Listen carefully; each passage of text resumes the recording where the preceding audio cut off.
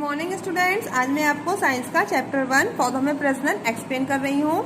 जीवधारियों में संतान उत्पन्न करने की प्रक्रिया को प्रजनन कहते हैं। सभी जीव जंतु पेड़ पौधे अपने वंश को चलाने के लिए संतान उत्पन्न करते हैं। पौधे विभिन्न प्रकार से प्रजनन करते हैं।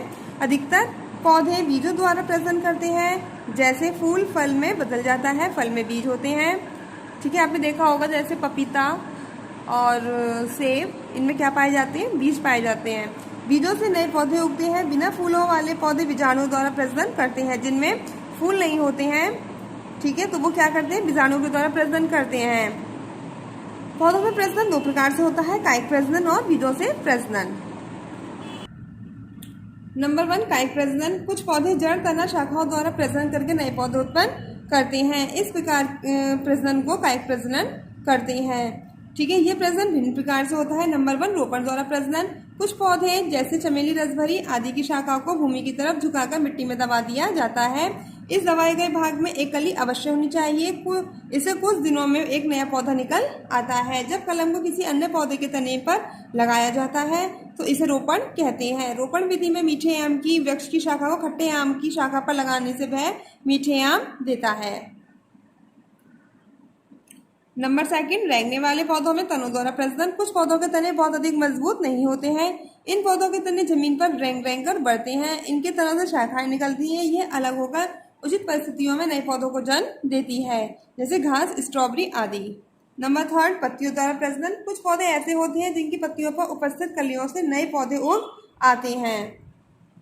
दैट मीन्स उनकी पत्तियों के ऊपर ही क्या होती है?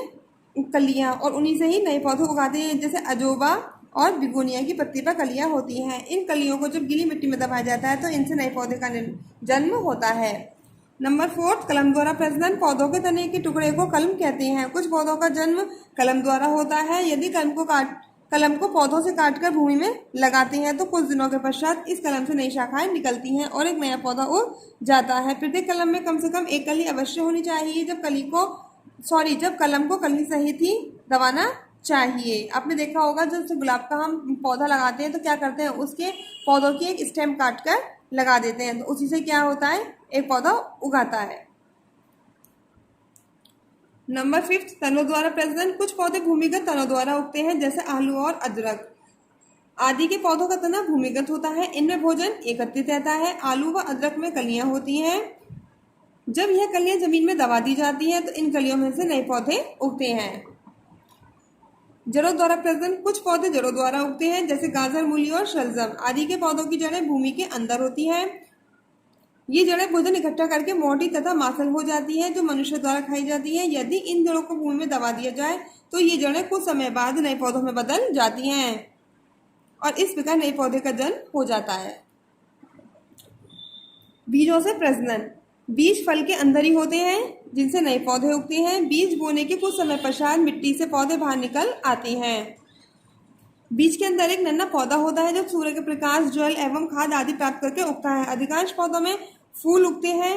कुछ फूल फल में परिवर्तित हो जाते हैं। फल के अंदर बीज होते हैं जिनसे नए पौधे उगाए जा सकते हैं, जैसे आम, सेब, अनार आदि।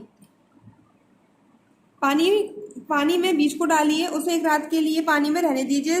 सुबह के समय आप देखेंगे कि इसमें कठोर आवरण होता है, जिसे बीजावरण कहते हैं। जैसे चना देखा है आपने, अगर हम चने को रात भर पानी के लिए डालें तो क्या होता है? उसमें ऊपर का जो परत होती है वो हट जाती है। ठीक है, तो वो क्या कहलाता है? बीजावरण। यदि आप इन बीजों के छिलकों हटाएंगे तो इनके अंदर से दो संरचनाएं दिखाई देंगी। ठीक है, तो परत हटा देने के बाद जब हम चने को देखते हैं तो वो दो भागों में डिवाइड हो जाता है ना, तो वो उसका क्या कहलाता है? बीज पत्र कहलाता है। बीज पत्र से एक नन्हा पौधा उगता है जिसे पौध कहा जाता है।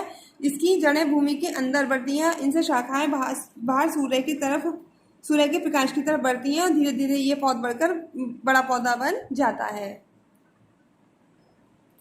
बीज की आंतरिक संरचना। ठीक है, आवरण, बीज पत्र तथा भ्रूण, ये तीनों बीज के भाग होते हैं। आवरण के अंदर बीज सुरक्षित रहता है तथा इनमें छोटे छोटे छिद्र होते हैं जिनसे जल अंदर जाता है। किसी किसी बीज में 2 बीज पत्र होते हैं, जैसे मटर, सेम और चना।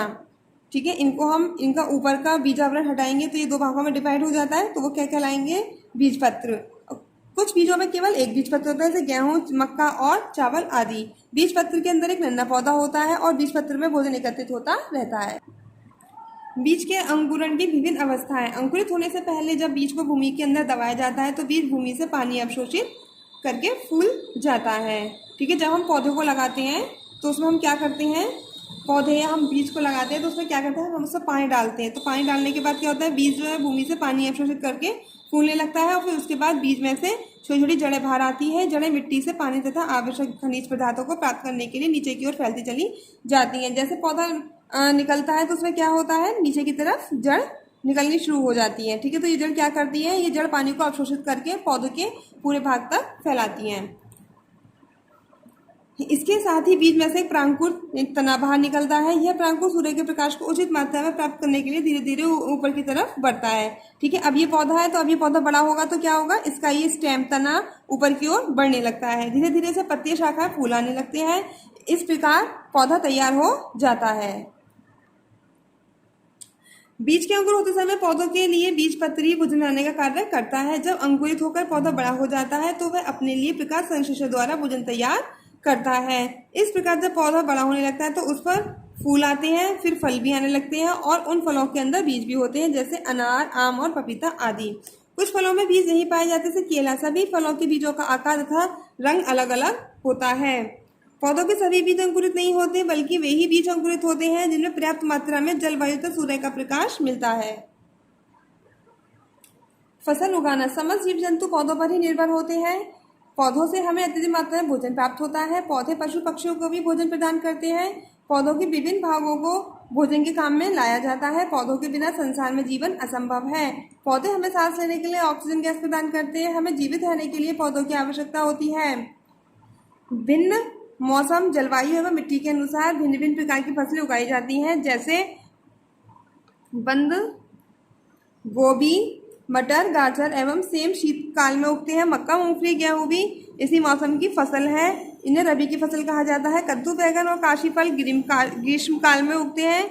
मक्का एवं बाजरा भी इसी मौसम में उगते हैं। इन्हें खरीफ की फसल कहा जाता है। भिन्न भिन्न प्रकार की मिट्टियाँ भिन्न भिन्न फसलों के लिए उपयुक्त होती हैं।